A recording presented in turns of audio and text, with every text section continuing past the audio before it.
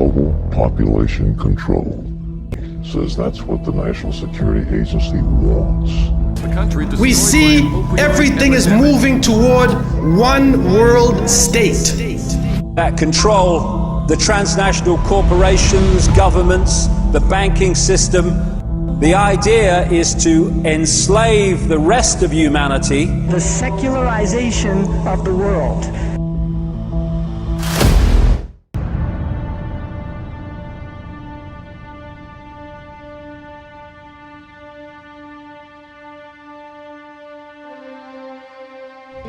And likely will come a time in which we have both an airborne disease that is deadly.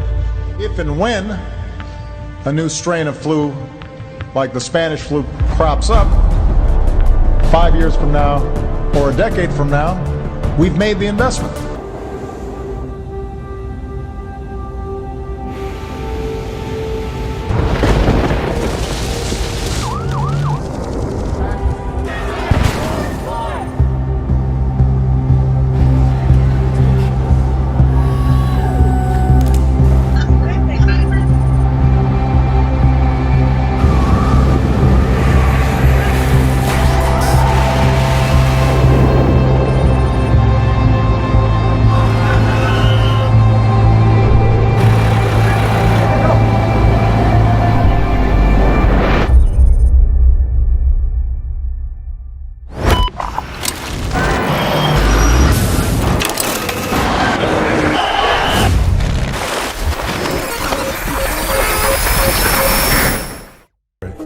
That we penetrate the cabinets.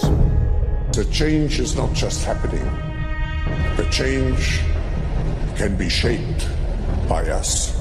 We have to prepare for a more angry world. How to prepare?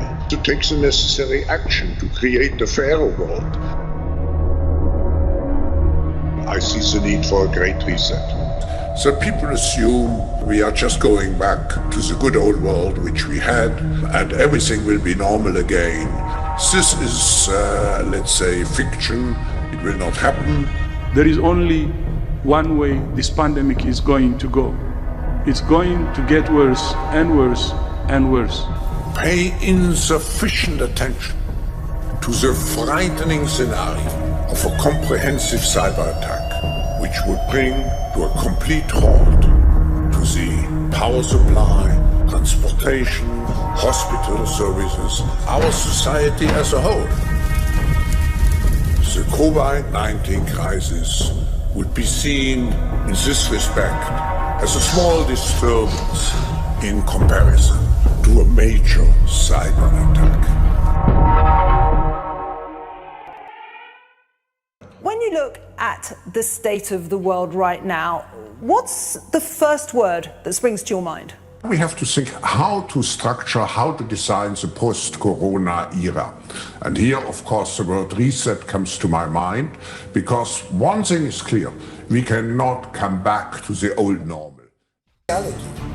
The fourth industrial revolution has become a reality. Hybrid intelligence, or HI, was born. No, I think maybe in a couple of decades when people look back, the thing they will remember from the COVID crisis is this is the moment when everything went digital.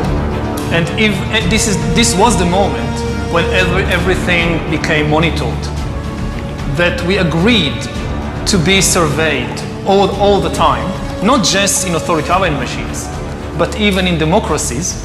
And maybe most importantly at all, this was the moment when surveillance started going under the skin.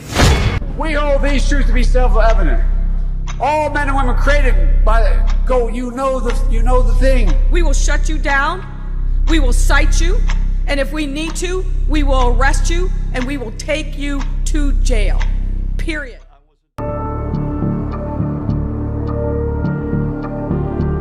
In 2008, we are repeating it. It was a time of a financial crisis and a bear market. And you have the same condition today. But the source of the disequilibrium is different.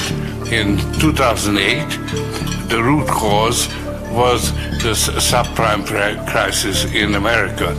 Now the root cause is basically China.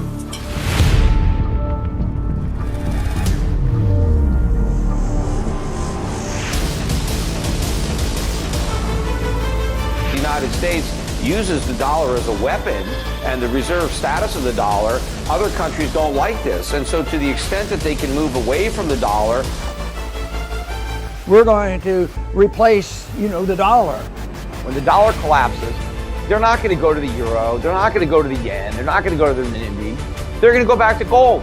If you love your country, you should have gold in reserves. If you have a crisis of being intact, your paper money goes down in tremendous value. It's going to strike in levels we've never witnessed before as the greatest depression takes hold.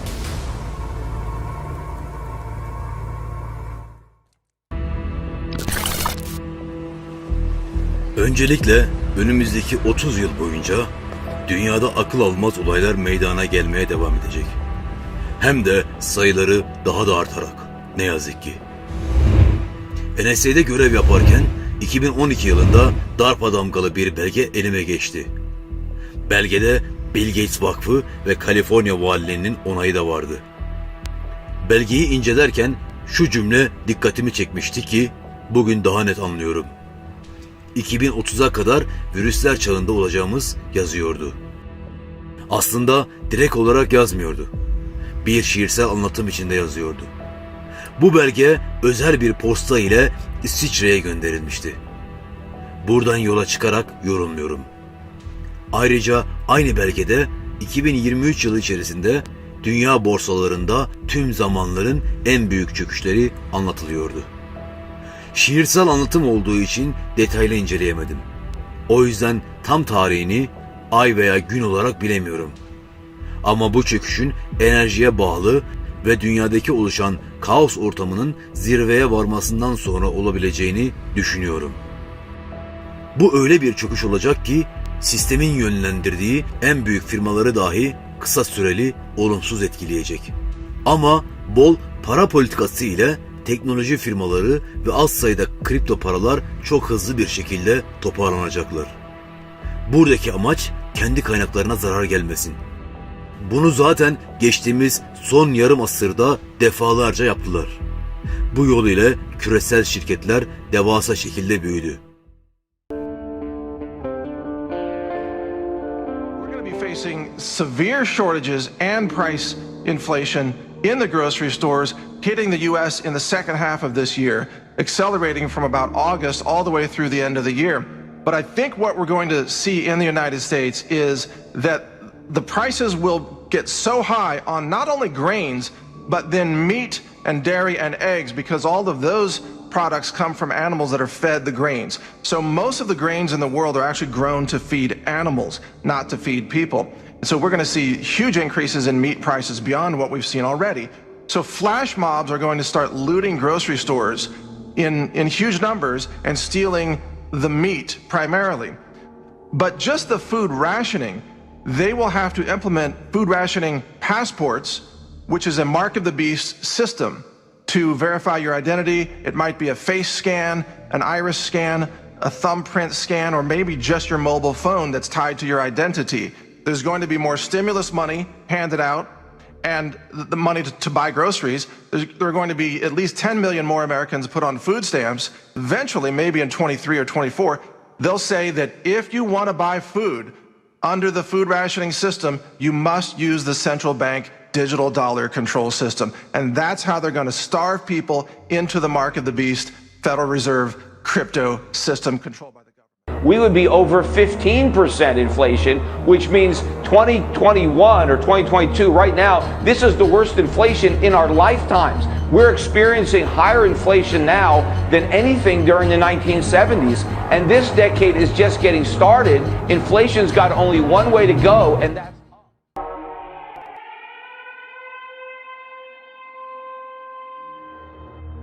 Pandeminin başında olduğu gibi önümüzdeki yıllar içerisinde olabilecek borsa çöküşleri sonunda dünya genelinde merkez bankaları tarafından para basılacaktır.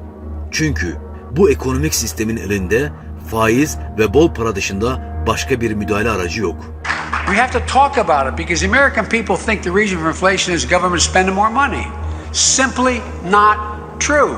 Inflation is not created by COVID. It's not created by Putin. It's not created by greedy corporations gouging their customers. There's one source of inflation. The actual definition of inflation is an expansion of the money supply. And it's the Federal Reserve that's been expanding the money supply. They've called it quantitative easing, but they keep creating dollars, and it's the U.S. government that spends those dollars into circulation. And as it does that, the value of each dollar goes down, and so the price of everything that you buy with dollars goes up.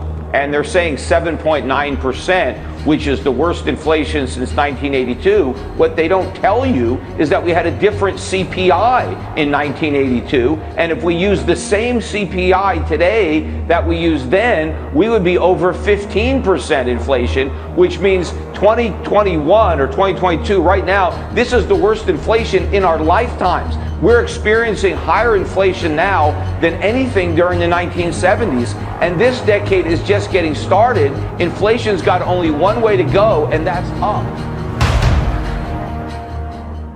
Günümüz ekonomik sistemine tarihi süreçten baktığımızda 1912 yılına kadar Amerika Birleşik Devletleri'nde ne kadar fiziki altının var ise o miktarı banka kasasında tutarak ancak o kadarlık kağıt para basılırdı. 1913 yılına geldiğimizde Fed yani Amerikan Merkez Bankası kurulunca bu sistem %60'a çekildi. 1944'e geldiğimizde ise Bretton Woods Anlaşması çerçevesinde bu miktar 40 kiloya kadar düşürüldü. Yani 40 kilo fiziki altın kasaya koyuluyor ama 100 kilo varmışçasına kağıt para basılıyordu. Amerika Birleşik Devletleri eski başkanlarından Richard Nixon bu kısmı da kaldırdı. Yani rezerv bankacılığı kanunu tamamen kaldırılmış oldu. O günden bugüne dünyadaki tüm kağıt paralar, itibari paralar karşılıksız olarak basılmaya başladı. Peki petrodolar sistemi nasıl başladı? 1973'te Henry Kissinger, Kral Faysal ile görüşmek üzere Suudi Arabistan'a gitti. Kissinger, Faysal'a petrolü dolar ile satmasını önerdi. Kral Faysal bunu asla yapamayacağını bildirdi. Sonrasında öz yeğeni Faysal bin Müsait El Suud tarafından 1975 yılında öldürüldü. Sisteme karşı çıkan birçok liderin, iş adamının başına gelen şeyler ortadadır. Henry Kissinger, Kral Faysal'ın kardeşi Kral Halid'i hem tebrik hem de taziyede bulunmak üzere ziyarete gitti. Halid ise mecbur bırakıldı. Petrolü sadece ve sadece dolar ile satacağını ve riyali de dolara sabitleyeceğini kabul etti. Petrolün gelirleri önce Amerika Birleşik Devletleri ve İngiliz bankalarına gidecek, Arabistan da buradan payına düşeni alacaktı. Sonra Kuveyt, Bahreyn, Katar, Birleşik Arap Emirlikleri, Umman, Irak ve diğerleri. Zamanla İran ve Rusya da bunu kabul etti. Yani bize gösterilen sistem tamamen aldatmacadan ibaretti. Düşman gibi gösterilen kuvvetler petrolü dolar ile satmak için anlaşabiliyordu.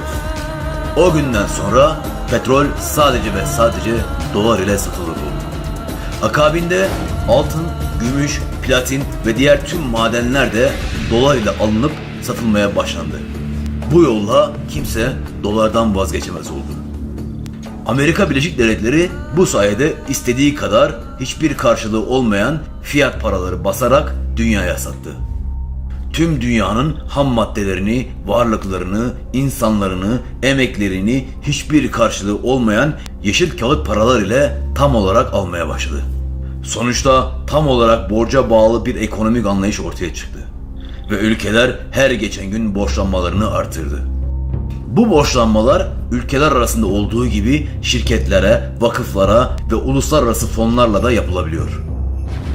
İşin garip tarafı borçlanmalar ya merkez bankaları aracılığıyla ya üst düzey varlık fonu vakıfları ya uluslararası finans kuruluşları ya da büyük yatırım şirketleri aracılığıyla oluyor. Bu borçlanma yolu ile sistem ülkeleri ekonomik olarak kuşatmış oldu.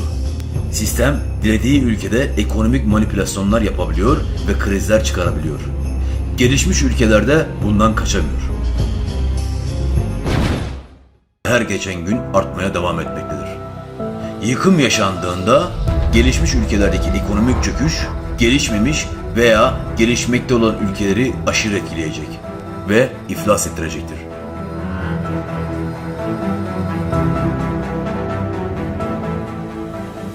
Peki, alacaklı olan asıl şirketler kim?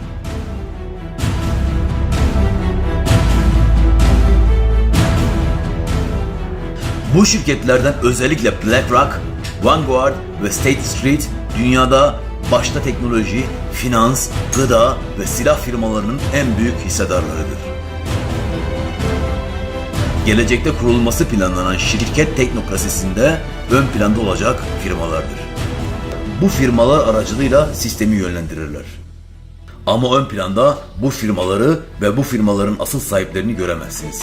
Ayrıca bu itibari para sisteminden faydalanan büyük balinalar, fonlar, bankalar, borsalar, aracı kurumlar ve benzerleri dünya genelinde oldukça fazla. Bundan dolayı bu itibari kağıt para sisteminin çökmesi hiçbirinin işine gelmediği için oyun 1971'den bu yana uzatıldı. Ama kesinlikle bu sistem bir gün çökecek. Bu yüzden bazı finansal kuruluşlar ve devletler altın toplamaktadır. Özellikle JP Morgan gibi finansal kuruluşlar aşırı gümüş topluyor. Şu ana kadar 600 milyon onzdan fazla toplamış durumdalar. Çöküş sonrası kullanılacak merkezi bir dijital para çatısı altında sistem kurulacak. İlk etapta yine altına bağlı bir sistem oluşturulacaktır ki başta bunu dile getirenler de Rothschild'lar oldu. Bu sistem yakında çökecek. Yüce Allah'ın dediğinin dışında hiçbir şey olmaz. Ama matematiksel verilerin hepsi çöküşü gösteriyor. Üstelik bu sistem onlar tarafından kuruldu. Bizler bu durumu görerek ve bilerek sadece izleyen olmayalım. Buna göre ekonomik tedbirlerimizi alalım.